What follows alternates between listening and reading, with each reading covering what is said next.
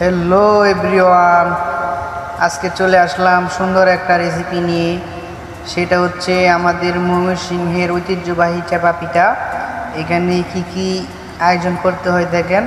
এখানে নিতে হয়েছে শুটকি, কাঁচামরিচ এবং রসুন। যেহেতু চেপা নাই তার জন্য নিয়েছি শুটকি। আশা করি আপনারা সবাই আজকের এই রেসিপিটা দেখে শিখবেন এবং এই পিঠাটা খাবেন। আশা করি আপনাদের ভালো লাগবে। এখানে রসুন এবং কাঁচামরিচগুলো ভালোভাবে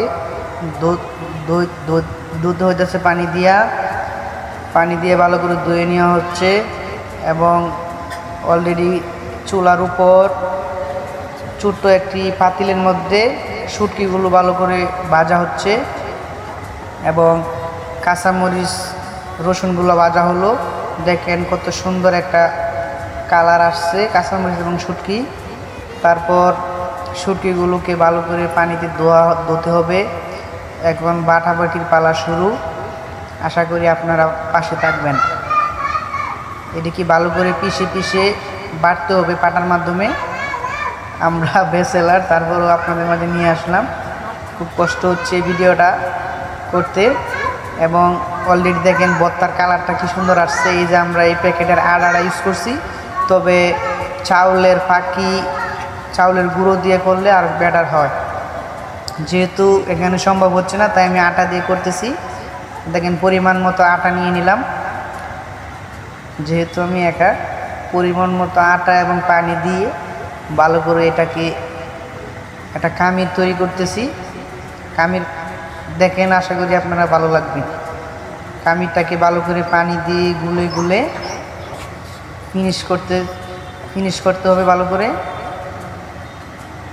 ভালো করে ডলে ফিনিশ করতে হবে। এটা হচ্ছে আমাদের ময়মনসিংহের ঐতিহ্যবাহী চাপা পিঠা। অলরেডি হয়ে গেছে কামির করা।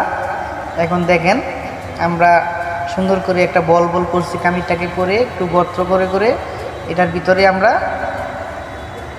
দিয়ে দিচ্ছি শুটকিটা দিয়ে দিচ্ছি, শুটকি ভর্তাটা দিয়ে দিচ্ছি। দিয়ে এটাকে ভালো করে মুখটা বন্ধ করে সুন্দর করে মুখটা আটকিয়ে দিচ্ছি। আটকিয়ে দেওয়ার পর দেখেন এভাবে হাতে চাপ দিয়ে সুন্দর করে চ্যাপটা করে নিতে হবে। চ্যাপটা করে নিয়ে যতটুকু সম্ভব একটু বড় করার চেষ্টা করবেন, যাতে পাতলা হয়, যাতে ভাজার পর মচমচা করে ভাজা হয় এবং খেতে মজা হয়। দেখেন আপনারা পাশে থাকেন, আশা করি ভালো লাগবে। এভাবেই আমরা করে নিচ্ছি। অলরেডি আমাদের পিঠা তাওয়ার উপর চলে গেছে। দেখেন কত সুন্দর একটা পিঠা হচ্ছে। আশা করি দেখবেন আপনাদের ভালো লাগবে। অলরেডি আমার জিভরায় লোল চলে এসেছে। যেহেতু আমাদের ময়মনসিংহের ঐতিহ্যবাহী চাপা পিঠা, এটা আমাদের অত্যন্ত একটা মজাদার পিঠা। অলরেডি আমি পিঠা খাওয়া শুরু করলাম। দেখেন এটার ভিতরে কিন্তু ভর্তা দিয়েছি। তারপরও আমি যেহেতু জাল প্রেমী মানুষ, আবারও ভর্তা দিয়ে ভরায় এক আসতেছি। এটা হচ্ছে আমরা ময়মনসিংহের কাটি মানুষ, মাছে ভাতে বাঙালি। তবে যাই হোক, অতক্ষণ যারা আমাদের সাথে ছিলেন আপনাদেরকে অসংখ্য ধন্যবাদ। আশা করি আপনারা পাশে থাকলে আরও সুন্দর ঐতিহ্যবাহী কিছু রেসিপি নিয়ে আপনাদের